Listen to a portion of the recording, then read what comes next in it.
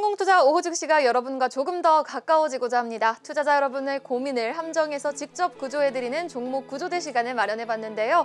기존 종목 상담과 차별화가 된 종목 상담입니다. 유튜브를 통해 쉽게 접수가 가능하고요.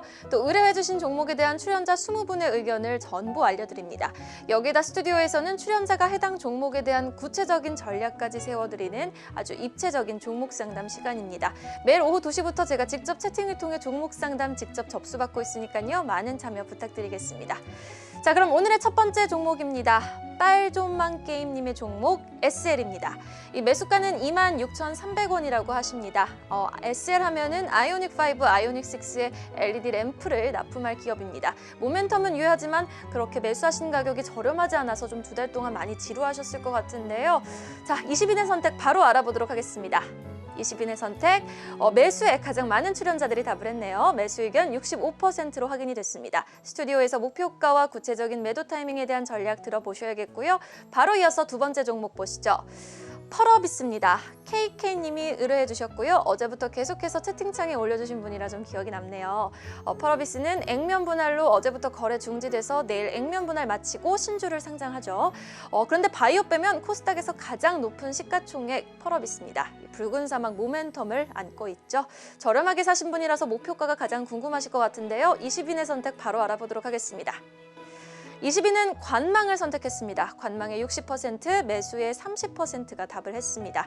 전고점이 40만 원, 현재가가 33만 원, 매수가가 23만 원인데요. 스튜디오에서 더 자세하게 전략 알아보도록 하고요. 이어서 세 번째 종목까지 소개해드릴게요. 외국에서 시청해주시는 분인가요? 현준팡님이 이노와이어리스 문의 주셨어요. 5G 관련주 보유해주신 분들이 천스닥이 가장 좀 야속하게 느껴지실 수도 있을 것 같은데 시장과는 5G 관련주가 철저히 동조되지 못하면서 좀 지지부진한 흐름을 보이고 있습니다. 이노와이어리스도 저점보다는 올라왔지만 긴 박스 구간을 벗어나지 못하고 있는데요. 박현준 님도 지금 손실 구간에 있으십니다. 자, 20인의 선택 바로 알아보도록 할게요.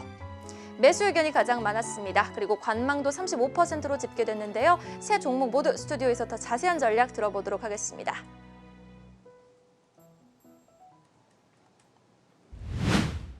네, 자 종목 구조대 염승환 부장과 이어가겠습니다. 첫 번째 종목은 이제 SL입니다. 자동차 부품주, 그동안 좀 자동차가 시장에서 약간 소외되다 보니까 SL도 시장에서 오랫동안 소외되는 모습이었죠. 오늘은 그래도 흐름이 나쁘지는 않았는데요. 자, 오늘 일정 흐름을 함께 보시면 오늘 2% 정도 오르는 모습이었습니다. 자, 일단은 SL, 기관들은 그래도 꾸준히 좀 매수하고 있던데 SL에 대한 전략 보유할까요? 매도할까요? 일단 의견부터 주시죠. 네. 저는 뭐 매수 의견. 매수 의견. 네. 계속 보유해도 괜찮다. 예, 보유해도 네. 괜찮을 것 같고요. 예. 그러니까 SL 같은 경우는 우리가 이제 자동차 부품 회사를 볼 때 뭐 자초자산 얘기를 해요. 갖고 있으면 그게 나중에 부채가 되는. 그러니까 한마디로 내연기관 전용 부품 회사들 있잖아요.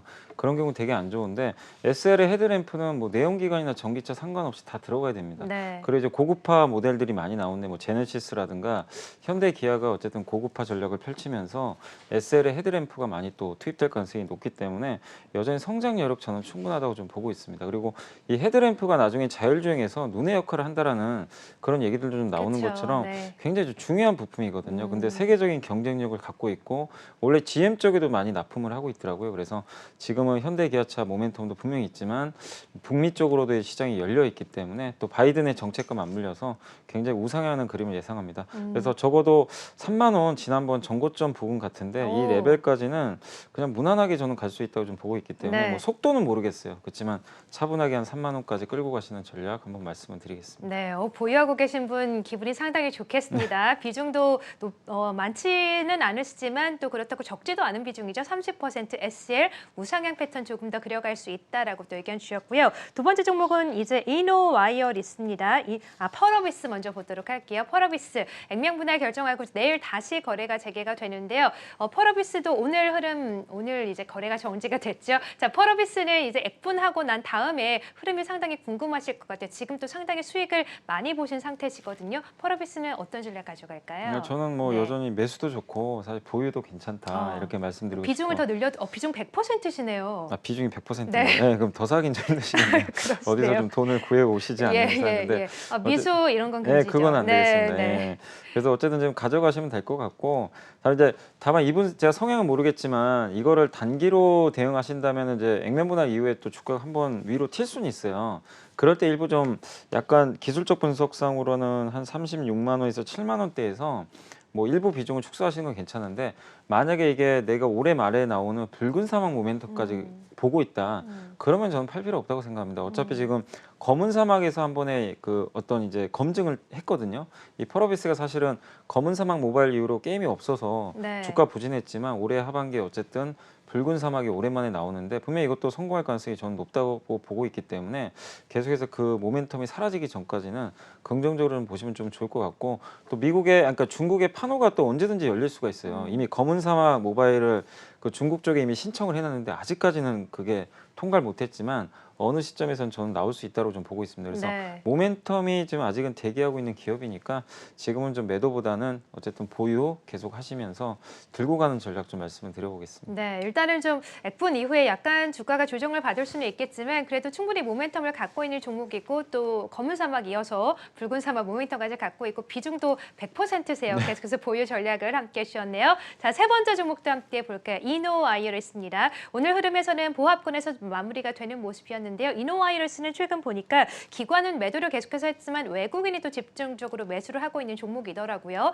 이노와이어리스는 어떤 전략을 보유 혹은 매도 어떻게 주실까요? 지금 계속 네. 보유해야 됩니다. 보유, 네, 왜냐하면 네. 제가 이제 사실 저는 이제 모멘텀이 없고 아까도 제가 이제 방송하면서 사실 좀 코로나19 수혜주들은 좀 매도가 낮다고 말씀드린 게 이제 모멘텀이 꺾이는 쪽이거든요. 근데 이런 기업들은 모멘텀이 아직은 살아 있어요. 왜냐하면 이노와이어리스가 이 중계기 같은 걸 만드는 회사죠. 뭐 스몰셀이라고 하는데 5G는 이제 커버리지가 너무 작아요. 그러니까 4G가 한 100m 정도를 커버한다면 5G는 예를 들면 10에서 20m밖에 커버를 못 하는데 중간에 작은 중계기를 깔아줘야 돼요. 네. 그래야 이게 그 어떻게 보면 이제 커버리지가 늘어나는 거죠. 그래서 그걸 만드는 좀 특화된 그런 기업이기 때문에 좀 각광을 많이 받을 것 같은데 지금 미국에서 지금 발주가 지금 언제 나오느냐가 사실 관건이긴 하거든요. 미국 쪽에서 지금 5G 주파수 경매가 끝났는데 버라이즌이나 AT&T나 스프린트 쪽에서 아직까지 대규모 발주 얘기가 안 나오고 있어요. 근데 삼성전자가 수주를 좀 따낼 가능성은 저는 여전히 남아있다고 좀 보고 있고 그 시기는 저도 모릅니다.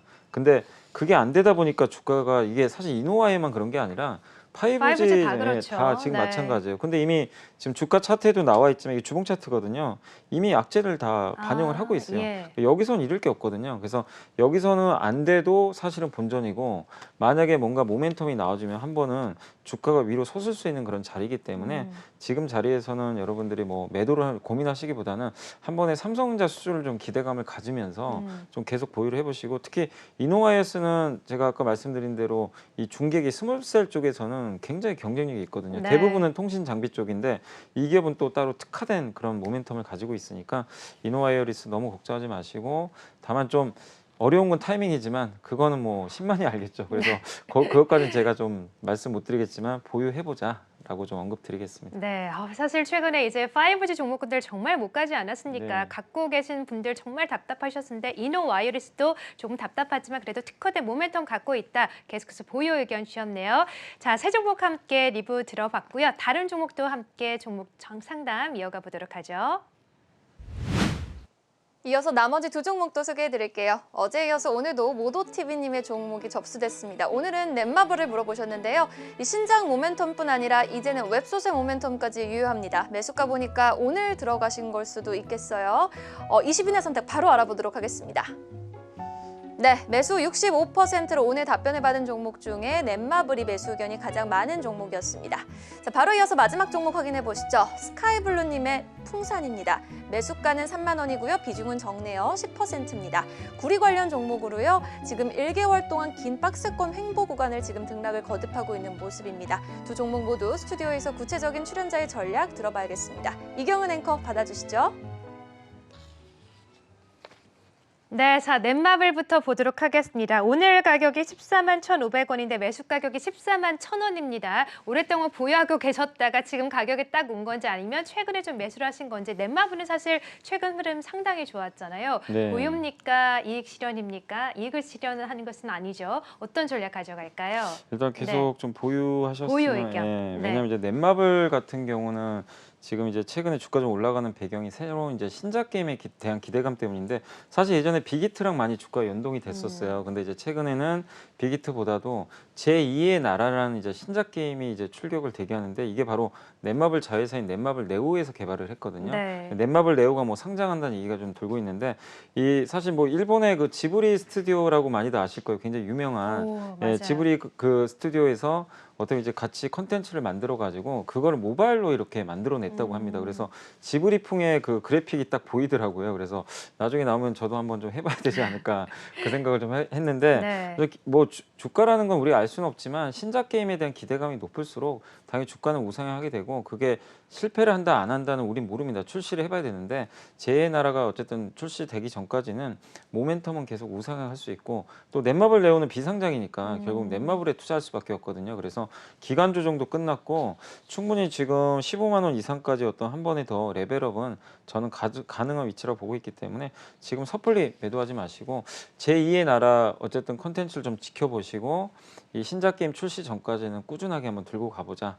이렇게 좀 말씀을 드려보겠습니다. 네, 자 넷마블에 대해서도 보유 계속해서 해보자라는 의견 함께 해주셨습니다. 게임 좋아하시나 봐요, 염성환 부장님. 아, 게임명을 굉장히 잘하시네요. 좋아하는데 네. 요새는 못합니다. 아, 너무 바쁘셔서 네. 그렇군요. 저희도 왠지 영향을 드린 것 같아서 죄송하네요. 자, 마지막 종목도 함께 들어보도록 하죠. 풍산입니다. 풍산은 뭐 한 달, 두 달 전쯤이죠. 원자재 가격 상승과 함께 또 급등세로 이어갔었던 네. 종목인데 오늘은 보합권에서 마무리가 됐고요. 33,100원 기록하고 있는데 풍산도 역시나 좀 손실권에 계십니다. 풍산에 대한 전략 보유냐 매도냐 어떻게 주실까요? 일단 네. 보유하셨으면 좋겠어요. 예, 뭐 예. 지금 왜냐면 이게 좀 약간 올라갔으면 제가 매도 사인 드리려고 그랬는데 지금 주가 위치가 매도할 상황은 아닙니다. 왜냐면 이제 최근에 구리 가격이 좀 빠졌거든요. 구리 가격 하락했다는 이제 리스크 때문에 좀 흘러내렸고 또 방산 매출도 많이 안 나오다 보니까 실적에 대한 이제 우려감이 있는 것 같아요. 그래서 원자재 가격이 좀 언제 올라갈지 모르겠는데 철강 가격은 올라가는데 구리 가격은 좀 반대로 좀 최근에 그 소폭 하향 조정되고 있거든요. 근데 어차피 경기가 좋아지면 구리 가격이 그쵸. 다시 올라가게 됩니다. 그래서 네. 저는 시간의 문제라고 좀 보고 있기 때문에 지금 자리에서 매도하실 필요는 전혀 없다. 이렇게 좀 말씀드리고 싶고 3만 원을 어쨌든 이탈하지 않는다면 보유를 계속 해주셨으면 좋겠고 위쪽으로 올라가면 저번에 한 3만 7천 원, 8천 원까지 올라간 적이 있거든요.